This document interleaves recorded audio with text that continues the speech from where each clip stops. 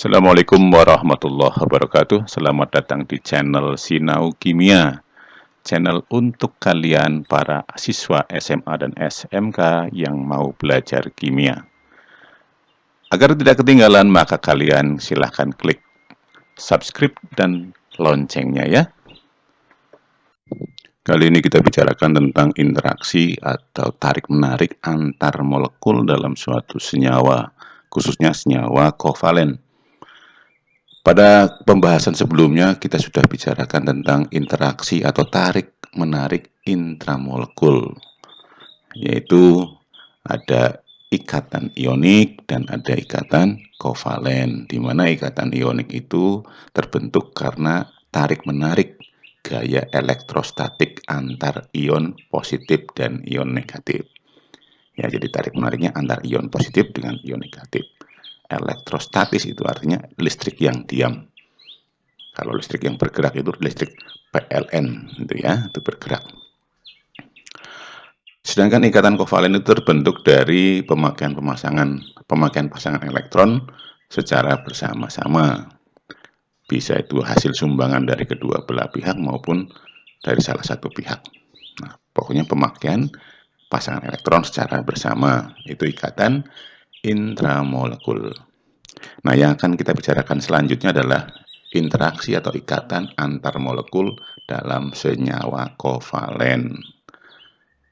Kalian mengenal wujud zat, yaitu ada wujud zat padat, contohnya gula pasir, wujud cair misalkan air, dan wujud gas misalkan gas CO2. Nah, perbedaan zat-zat ini, perbedaan wujud ini ditentukan oleh jarak antar partikel atau antar molekul penyusunnya. Kalau jaraknya rapat, nah maka membentuk wujud padat. Sedangkan kalau jaraknya renggang, menunjukkan wujud cair. Sedangkan kalau sangat renggang, itu akan membentuk zat berwujud gas. Nah, jadi wujud zat itu tergantung dari jarak antar partikelnya dalam senyawa tersebut. Semakin kuat tarik-menarik antar partikel, menyebabkan jaraknya semakin rapat, sehingga membentuk zat yang berwujud padat. Jadi kalau ada wujud padat berarti tarik-menarik antar partikelnya kuat. Pada zat cair itu renggang dan pada zat berwujud gas itu sangat renggang. Nah, jadi yang menyebabkan jaraknya rapat atau renggang itu karena tarik-menarik antar molekul dalam senyawa tersebut. Faktor-faktor apa sajakah yang menentukan besar kecilnya kekuatan tarik-menarik antar partikel atau antar molekul itu? Ada 3 hal. Yang pertama adalah kepolaran molekul. Tarik-menarik antar molekul polar lebih kuat daripada antar molekul non-polar. Yang kedua, adanya ikatan hidrogen. Apa itu ikatan hidrogen? Adalah ikatan antara atom H yang terikat oleh atom N, O atau F dari satu molekul ditarik oleh atom N, O atau F pada molekul yang lain. Nanti selanjutnya kita bicarakan di belakang. Nah, ikatan ini lebih kuat dari ikatan antar molekul polar. Dan yang ketiga adalah ukuran atau massa molekul. Makin besar ukuran atau massa molekul, bisa juga MR ya, massa molekul relatif, maka gaya tarik-menariknya makin kuat. Nah, inilah 3 faktor yang menyebabkan tarik-menarik suatu molekul kuat atau lemah. Nah, yang kita bicarakan seperti ini nanti. Jadi ada ikatan antar molekul dibagi menjadi 2, yaitu gaya van der Waals, ikatan hidrogen. Kemudian gaya van der Waals juga digolongkan menjadi 2, gaya dipol-dipol dan gaya London. Kemudian gaya dipol-dipol dibagi menjadi 2, gaya dipol permanen dan gaya dipol terimbas atau. Nah, jenis-jenis ikatan antar molekul adalah Satu, gaya van der Waals adalah gabungan antara gaya dipol-dipol, dipol terimbas, dan gaya London dalam suatu zat atau satu campuran. Minimal ada dua lah, ada dua zat. Itu berarti jumlahnya adalah merupakan gaya London. Yang pertama, gaya orientasi atau gaya dipol-dipol. Dari gaya van der Waals ini, yang pertama adalah gaya dipol-dipol.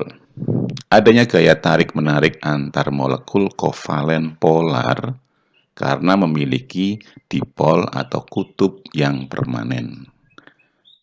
Nah, ilustrasinya ini, jadi misalkan ada molekul HCl dalam suatu senyawa HCl, maka tiap molekul HCl itu sudah bermuatan masing-masing, yaitu pada H bermuatan positif, pada ujung Cl bermuatan negatif. Ini sudah permanen. Maka dengan sesama molekul HCl yang lain dalam satu wadah itu akan tertarik antar ujung negatif dengan positif seperti ini. Nah, ikatan inilah yang disebut dengan ikatan dipol-dipol atau gaya orientasi. Terjadi pada molekul kovalen polar ya, polar permanen, dipol permanen. Nah, sifat interaksi ini relatif lemah sehingga sumbangan terhadap gaya van der Waals juga relatif kecil. Nah, misalkan dalam satu golongan senyawa H dengan Cl, nah kalau dengan golongan yang dengan anggota yang lain berarti H dengan F, H dengan Br, H dengan I gitu. Itu namanya senyawa asam, asam halida namanya. Makin ke bawah itu nomor atomnya makin besar, juga nomor masanya makin besar. Maka kalau membentuk asamnya HF, HCl, HBr, dan HI, maka MR-nya, massa molekulnya pun makin besar. Nah, karena makin besar massa molekulnya, maka tarik-menarik antar molekul HI itu lebih kuat dibandingkan HBr, HBr lebih kuat dibandingkan HCl, dan HCl tarik-menariknya lebih kuat dibandingkan HF karena ukuran molekulnya. Itu. Dan yang kedua, gaya imbas atau gaya dipol-dipol terinduksi. Gaya imbas terjadi bila terdapat molekul polar berinteraksi atau bertemu dengan molekul nonpolar dalam suatu campuran tentu saja. Kalau sebelumnya itu saya katakan bahwa polar dengan nonpolar tidak bisa bercampur, maka jika polar dan nonpolar itu bisa bercampur karena alasan seperti ini. Kutub molekul polar akan mendorong atau mengimbas elektron-elektron dari molekul nonpolar sehingga terbentuk dipol sesaat. Perhatikan, ini molekul polar. Ini molekul polar, di sebelahnya ada molekul nonpolar. Maka akan mengimbas, mendorong partikel-partikel ini, mendorong partikel-partikel dari molekul nonpolar untuk berubah. Jadi, artinya terkonsentrasi pada salah satu sisi. Nah, misalkan di sebelah kanan, sehingga di sebelah kiri sedikit atau kosong. Nah, akibat imbas ini, maka terbentuklah muatan pada molekul Cl ini di sebelah kiri bermuatan positif, di sebelah kanan ini di sebelah kanan bermuatan negatif. Ini namanya dipol hasil imbas atau dipol terinduksi. Jadi hasil induksi, maka ini namanya dipol terinduksi. Lalu dipol permanen ini akan bisa berikatan dengan dipol terinduksi. Maka ini namanya gaya imbas. Ya.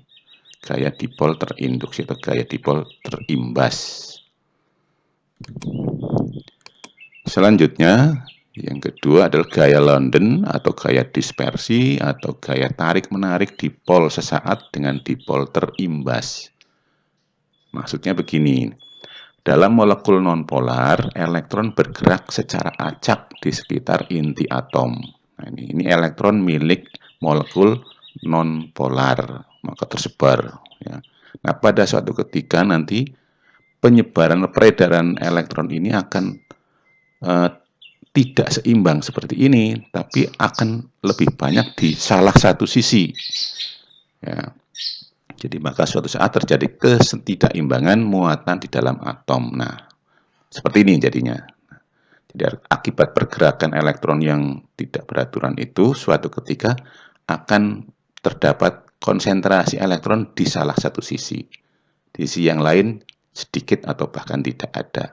Maka pada saat seperti ini namanya terbentuk dipol sesaat karena perputaran elektron itu. Ya, terbentuk dipol sesaat. Ini di sini positif, di sini adalah negatif. Nah, kemudian dipol sesaat ini akan mengimbas molekul nonpolar yang lain dalam wadah itu. Mengimbas ini nih, seperti ini, mengimbas lagi, mendorong. Akibatnya molekul yang seperti ini pun akan terbentuk demikian, ya. Terbentuk dipol baru. Maka ikatan antara molekul dipol sesaat dengan dipol terimbas, inilah yang disebut dengan gaya London. Ya. Jadi awalnya ada molekul netral, ya, molekul nonpolar. Elektronnya suatu ketika karena pergerakan itu akan berat sebelah. Nah, ketika berat sebelah, jadilah dipol sesaat. Nah, setelah jadi dipol sesaat akan mempengaruhi molekul nonpolar yang lain untuk menjadi seperti dirinya juga. Nah, seperti ini. Ini namanya dipol terimbas. Terimbas oleh dipol sesaat tadi. Nah, setelah terjadi dipol terimbas, maka antara dipol terimbas dengan dipol sesaat terbentuk ikatan yang namanya gaya London yang sifatnya itu sangat waktunya itu sangat sedikit.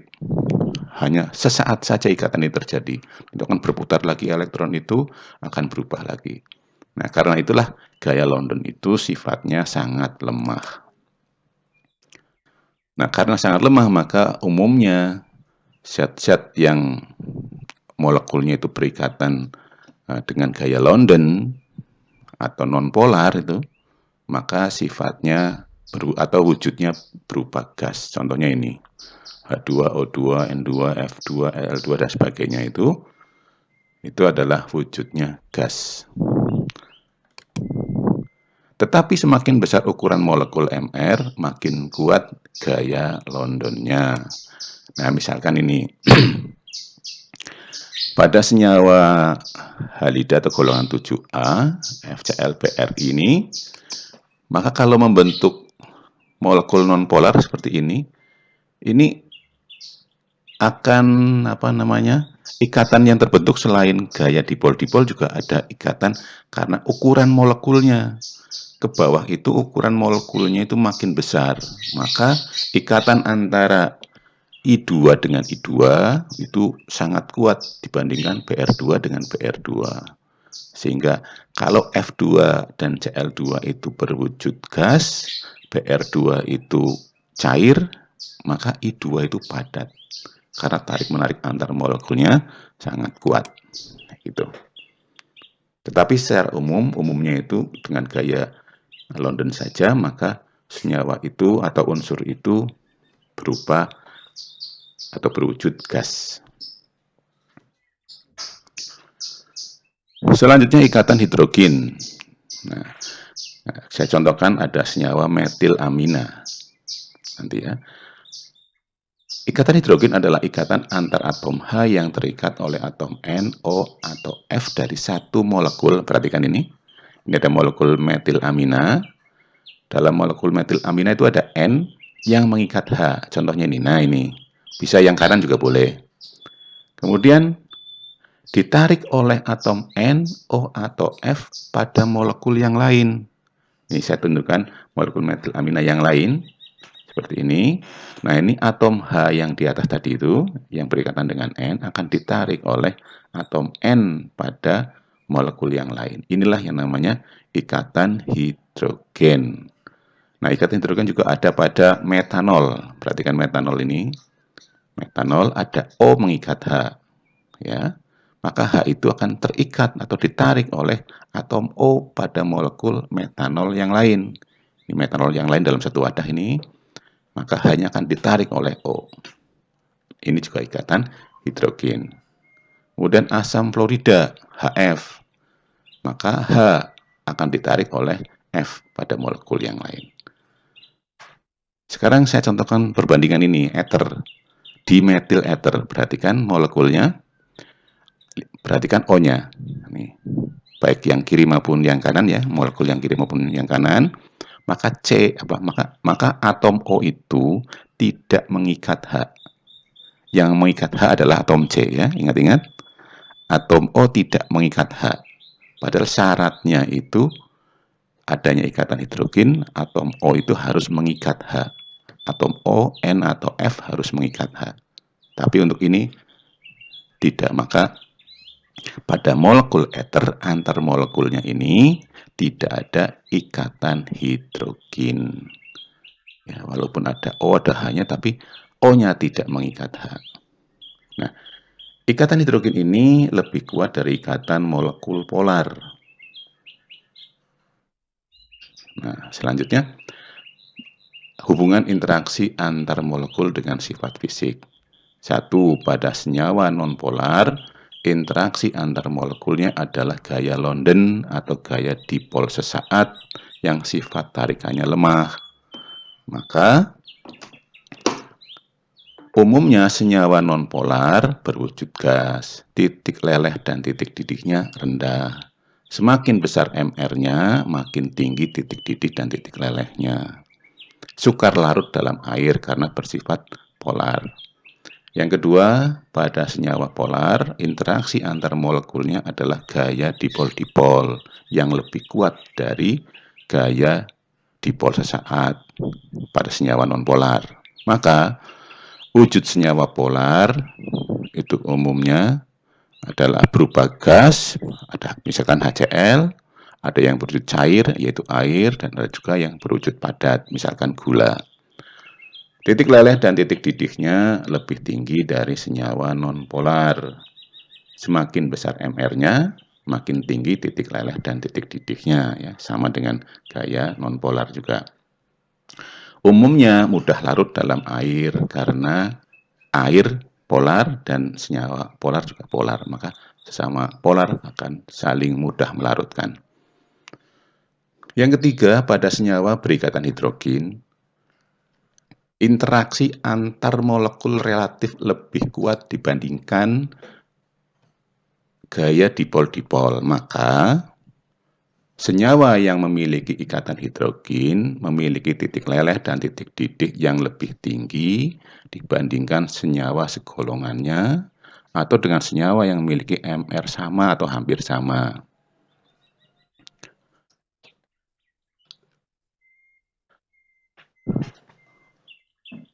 Nah, kalau kalian perhatikan ini, nah pada tabel ini, ikatan yang segolongan ini, C, Si, terus ini apa, Ge, Sn, itu adalah dalam satu golongan 4 gitu ya.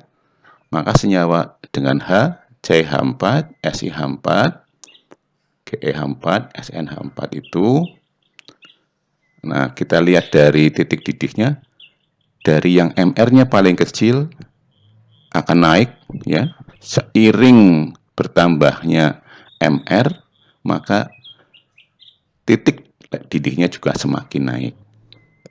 Perhatikan yang ini, yang HF, H2O, NH3 nih ya.